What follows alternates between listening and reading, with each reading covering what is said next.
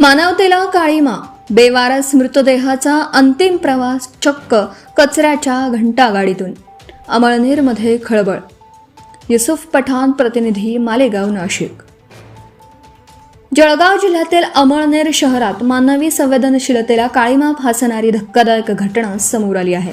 ग्रामीण रुग्णालयात शवविच्छेदन झाल्यानंतर एका बेवारस मृतदेहाचे दफनविधीसाठी चक्क शहरातील कचरा वाहून नेणाऱ्या घंटागाडीतून वाहतूक करण्यात आल्याचा संतापजनक प्रकार उघडकीस आला आहे. या घटनेचे व्हिडिओ आणि छायाचित्र समोर आल्यानंतर नागरिकांमध्ये तीव्र संतापाची लाट उसळली असून प्रशासनाच्या कार्यपद्धतीवर गंभीर प्रश्नचिन्ह उपस्थित झाला आहे. मिळालेल्या माहितीनुसार शहरात आढळलेल्या एका बेवारस मृतदेहाचं अमळनेर ग्रामीण रुग्णालयात शवविच्छेदन करण्यात आलं. त्यानंतर मृतदेहाची सन्मानपूर्वक विल्हेवाट लावण्यासाठी स्वतंत्र वाहन उपलब्ध करून देण्याऐवजी तो थेट कचरा संकलनासाठी वापरला जाणारा घंटागाडीत ठेवून दफनभूमीकडे नेण्यात आला. या घटनेमुळे मृत व्यक्तीच्या सन्मानाची पायमल्ली झाल्याची भावना नागरिकांनी व्यक्त केली.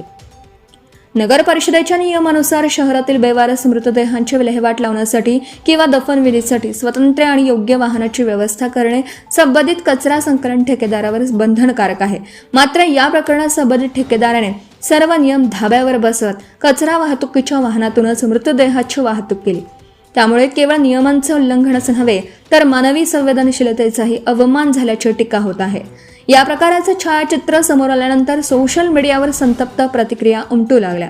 मृत्यूनंतर प्रत्येक व्यक्तीला सन्मानाने अंतिम निरोप मिळावा ही सामाजिक नैतिक जबाबदारी असताना प्रशासनाच्या हलगर्जीपणामुळे अत्यंत लज्जास्पद प्रकार घडल्याची भावना नागरिकांनी व्यक्त केली. विविध सामाजिक संघटनांनीही या घटनेचा तीव्र निषेध नोंदवला आहे.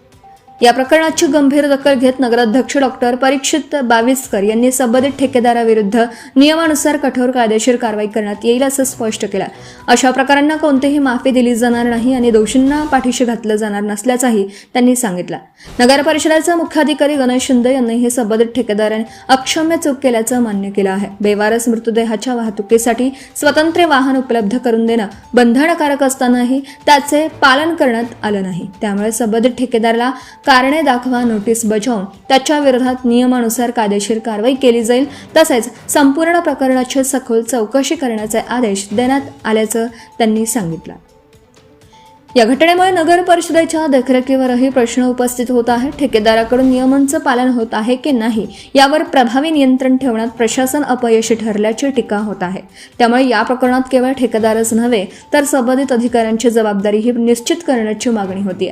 एकीकडे शहराच्या विकासाच्या मोठमोठ्या घोषणा केल्या जात असताना दुसरीकडे मृतदेहाच्या अंतिम प्रवासाची झालेली ही दुरवस्था प्रशासनाच्या कारभाराचे वाभाडे काढणारी ठरत आहे. या अत्यंत गंभीर आणि संवेदनशील प्रकरणाची उच्चस्तरीय चौकशी करून दोषी ठेकेदारासह संबंधित अधिकाऱ्यांवर कठोर कारवाई करावी. तसंच भविष्यात अशा घटना पुन्हा घडू नयेत यासाठी स्पष्ट कार्यपद्धती राबवावी अशी मागणी सामाजिक संघटना, नागरिक आणि विविध स्तरांमधून जोर धरत आहे. Subscribe now and press the bell icon. Never miss an update.